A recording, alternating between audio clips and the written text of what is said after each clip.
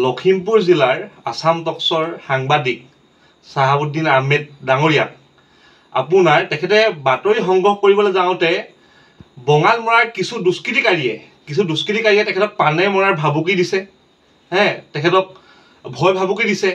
আৰু এতিয়া কথাটো হ'ল যে গণতন্ত্ৰৰ চতুৰ্থ স্তম্ভ সংবাদ মাধ্যম বুলি কোৱা হয়, কিন্তু দেখা পোৱা গৈছে যে আজি অসমতে, আজি লখিমপুৰতে দেখোন সাংবাদিক সুৰক্ষা নোহোৱা হৈছে। যিসকল সংবাদ মাধ্যমৰ লোকসকলে তেওঁলোকে দিনে ৰাতি এক কৰি পিনি ঘৰ দুৱাৰ এৰি পিনি বাতৰি সংগ্ৰহ কৰি পিনি আপোনাৰ অসমৰে হওক লখিমপুৰ জিলাখনৰে হওক সকলো জ্বলন্ত সমস্যা তেওঁলোকে ৰাইজৰ আগত দাঙি ধৰে সমস্যাবোৰ সমাধান কৰিবৰ বাবে। তো এটা অতি দুৰ্ভাগ্যজনক কথা এইটোৱে যে এটা ধৰ্ষণৰ বাতৰি তেখেতে সংগ্ৰহ কৰিবলৈ যাওঁতে আমাৰ লখিমপুৰৰ জ্যেষ্ঠ সাংবাদিক আছাম টক্সৰ চাহাবুদ্দিন আহমেদক যিসকল দুষ্কৃতিকাৰীয়ে আচলতে তেখেতক ভয় ভাবুকি প্ৰদান কৰিছিল, এয়া কোনোপধ্যে মানি লোৱা নহ'ব। লখিমপুৰত কোনো এজন সাংবাদিকক যদি কোনোবা দুষ্কৃতিকাৰীয়ে তেখেতক ভয় ভাবুকি দিয়ে বা তেখেতক যদি অপমান কৰে, আমি অসমীয়া যুৱ মঞ্চই কোনোপধ্যে হাত সাৱটি বহি নাথাকোঁ।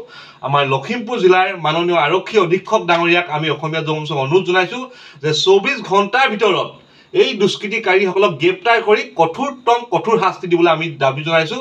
অন্যথা কিন্তু আমি অসমীয়া যুৱ মঞ্চই সাংবাদিকসকলৰ সুৰক্ষাৰ স্বাৰ্থত আৰু তেওঁলোকক যদি কোনোবা দুষ্কৃতিকাৰীয়ে হত্যাৰ ভাবুকি হওক পানে মৰাৰ ভাবুকি হওক যদি তেওঁলোকক দিয়ে, কিন্তু অন্যথা আমি অসমীয়া যুৱ মঞ্চই লখিমপুৰত এক বৃহৎ জংগী আন্দোলন গঢ়ি তুলিবলৈ আমি বাধ্য হ'ম।